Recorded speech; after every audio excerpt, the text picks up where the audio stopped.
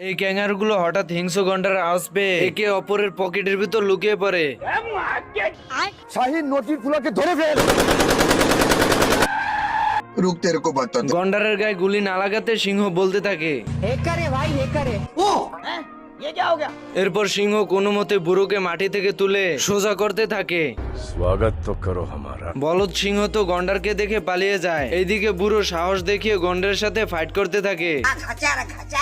বুড়ো তো গন্ডারের লেজ বেঁধে রেখে দেয় এন্ড সামনে এসে গন্ডারকে বলতে থাকে,